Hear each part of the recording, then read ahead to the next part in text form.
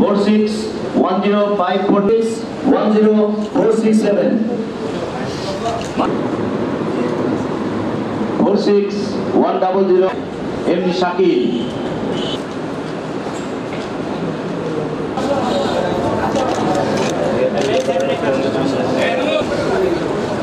এটা একটু তাকাই ওখানে। হ্যাঁ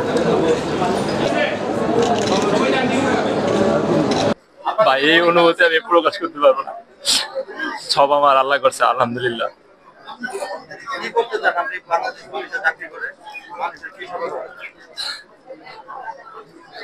আমি পুলিশের চাকরি করে মানুষের জনগণের সেবা করতে চাই, মানুষের দেশের সম্পদ রক্ষা করতে চাই, এটাই আমার স্বপ্ন। নিজের পেশাদারিত্বের সাথে ভবিষ্যতে আমাদের সিনিয়রদের কথা মেনে নিজের পেশাদারিত্বের সাথে দেশের সরকারি সম্পদ রক্ষা এবং মানুষের জানমালের রক্ষা করতে পারবো, এটা ভেবেই সবচেয়ে বেশি আনন্দ লাগে। অনুভূতি খুবই ভালো, ভাষায় প্রকাশ করানোর মতো না। 120 টাকার বিনিময়ে যে চাকরিটা হয়ে গেল, এটা আসলে ভাববার বিষয় যে 120 টাকার বিনিময়ে চাকরিটা পেয়ে গেলাম।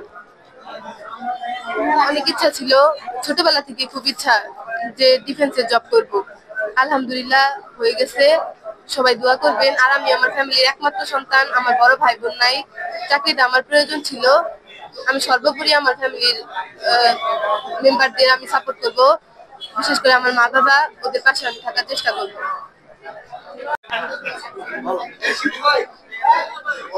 আমি এর আগে কখনো পুলিশের মাঠ করিনি, যাই আমার প্রথম ছিল। তো প্রথম মাঠে এসে আমি চাকরি পেয়ে আমার খুব আনন্দ অনুভূত হচ্ছে। আসলে পুলিশ চাকরি অনেক নিজের যোগ্যতা অনুসারে নেওয়া হয়। এখানে যাদের মেধার অনুযায়ী এখানে সবাই উত্তীর্ণ হয়েছে। লিখিত পরীক্ষায় যারা ভালো করছে, ভাইভাতে যারা ভালো করছে, তাদেরই চাকরি হয়েছে। তো ধন্যবাদ জানাই আমি এই চাকরি মাননীয় আইজিপি স্যারকে, এসপি স্যারকে এবং এসপি স্যারকে এবং সকল এই ব্যবস্থাপনা চাকরি দেওয়ার ব্যবস্থাপনা সকলকেই। এবং প্রথম মাঠে এসে আমি চাকরি পেয়েছি, এটা আসলে আমার জন্য অনেক আনন্দদায়ক। আমার বাবা নেই, আমার বাবা লেরিংস ক্যান্সারে আক্রান্ত হয়ে গত 2 বছর হলো মারা গেছে। তো এই চাকরিটা আমার জন্য দরকার ছিল এবং সেটা আমি পেয়ে গেছি এবং আমার কাছে অনেক আনন্দ অনুভূত হচ্ছে। এটা আমার প্রথম মাঠ ছিল, আর সময় বলতে 1 মাসের মতো হবো, কারণ অনেকদিন ধরেই মাঠ হইতেছে। আর আজকে চূড়ান্ত পর্যায়ে ছিল। তো সব মিলে আলহামদুলিল্লাহ, সব মিলে মোটামুটি ভালো। যেহেতু যেই পেশায় আসলাম, পেশার মূল ধর্মই হলো মানুষের সেবা করা, সেই জন্য মানুষের সেবাই করতে চাই। এই রিক্রুট কনস্টেবল, যেটি বাংলাদেশ পুলিশের একটি নিয়মিত প্রক্রিয়া, যেটি প্রতি বছরই নেওয়া হয়। এই আমাদেরও এটি 2025-এর ফেব্রুয়ারির এটি সময়। আমাদের মোট 2734 জন টোটাল অ্যাপ্লিকেন্ট ছিল। এবার আমরা প্রাথমিকভাবে 32 জনকে চূড়ান্ত করতে পেরেছি।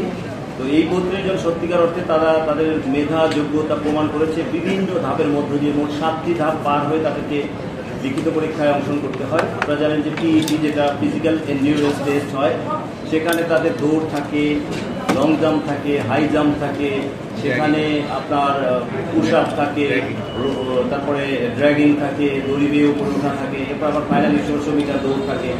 অর্থাৎ এই ছেলে মেয়েগুলো যারা আজকে 32 জন প্রাথমিকভাবে নির্বাচিত হলো, তারা বোথ ফিজিক্যালি এবং মেন্টালি ফিট। তারা ফিজিক্যালি এত ফিট এবং তারা মেন্টালিও তারা ফিট। অর্থাৎ এটা অত্যন্ত বলতে পারেন যে খুবই চ্যালেঞ্জিং একটা এবং চূড়ান্ত কম্পিটিটিভ একটা এক্সামের মধ্য দিয়ে তারা এসে অত্যন্ত যোগ্য মানুষকে বেছে নেওয়া হয়েছে।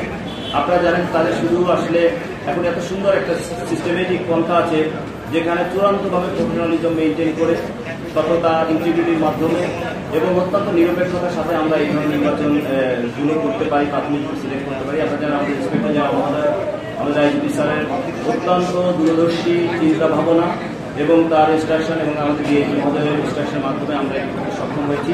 আমার সঙ্গে আমাদের 2 জন শেরপুর এবং ময়মনসিংহের এসএসপি আছেন, যারা এই কমিটি ছিলেন। আমরা ইতিপূর্বে 3 দিন আমাদের পিইটি হয়েছিল, এরপরে লিখিত পরীক্ষা হয়েছিল গত 4 তারিখে। আজকে ভাইবার মাধ্যমে আমরা তাদেরকে প্রাথমিকভাবে 32 জনকে চূড়ান্ত করেছি, আর 6 জনকে আমরা সেখানে ওয়েটিং হিসেবে রেখেছি।